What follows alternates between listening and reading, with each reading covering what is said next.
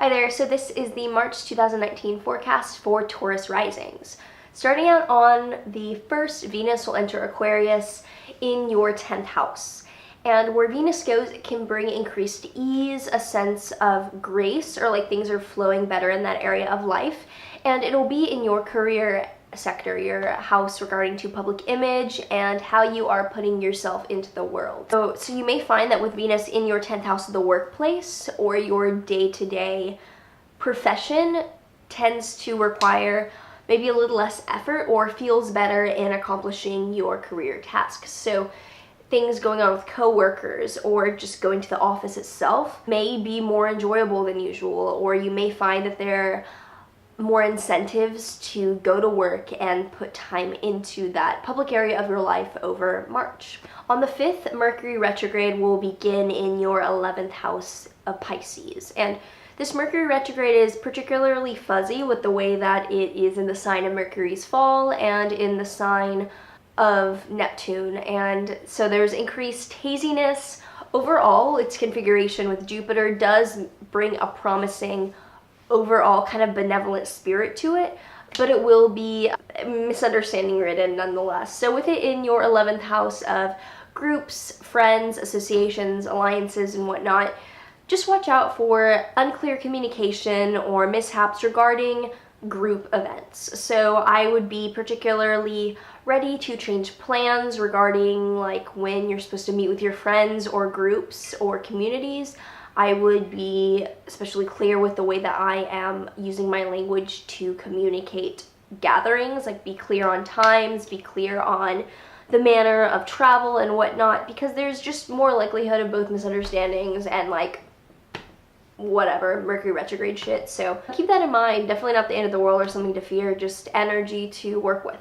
On the 6th, Uranus firmly enters Taurus in your 1st house. And Uranus entered your 1st house last year, but then it retrograded back into Aries. And on March 6th, for the next 7 years, Uranus will be transiting your 1st house. And Uranus brings revolutionary upheaval, teaching us to adopt a radically new spirit in terms of whatever house it's entering. And it's entering a house relating to you, yourself, your identity, and your physical body.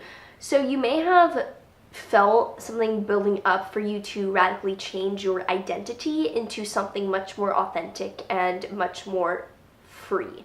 You may have felt an urge to change the way you look, maybe make really large changes, or maybe this is something that's going to build up slowly over time. There is a good chance you've already felt this, and you've already felt this internal buildup of really needing to rethink who you are in the world, your physical embodiment. And so for the next 7 years, we can expect even further development on this, but on March 6th, this will really kick into gear. On the 6th, there's also a new moon in Pisces in your 11th house, and new moons are times for new beginnings, planting seeds, and beginning something in that area of our life to come to fruition for the next 6 months to come. And with it in your 11th house of friends, groups, and alliances, maybe there are things that you want to build in terms of the groups you're a part of that you want to set in motion, like maybe you want to join an organization or get a membership to something, or start communicating more with a certain group of friends and whatnot that you can then expect to grow and culminate for the next 6 months. During this month as well, particularly in the middle of the month, the 14th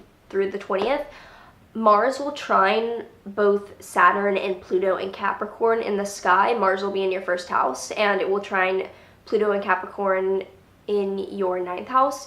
So if you've been wanting to go after getting something done in terms of your higher education, spiritual, religious views, any 9th house high aspirational matters of things you are reaching for in terms of goals, in terms of higher things outside of you, it's a good month to get those things rolling. I know Mercury retrograde generally is not a time to enact new things, but there's been something building up in terms of your relation to your beliefs or your relation to higher education or foreign travel. This is a good month to get the ball rolling. With Mars in your 1st sign, you have more energy to get shit done. Trust that momentum, and even if you aren't bursting something out there because Mercury is retrograde and more than likely you'll run into mishaps, it's a good month to continue on those 9th house pursuits. On the 20th, the sun will enter Aries and moves into your 12th house, and the sun illuminates wherever it goes. It brings more focus and attention, so you may start to pick up more of an introspective, meditative spirit from the 20th onward when the 12th house of more hidden affairs is illuminated, and maybe you go within a bit more from then on. On the 21st, there is a full moon in Libra in your 6th house, and full moons are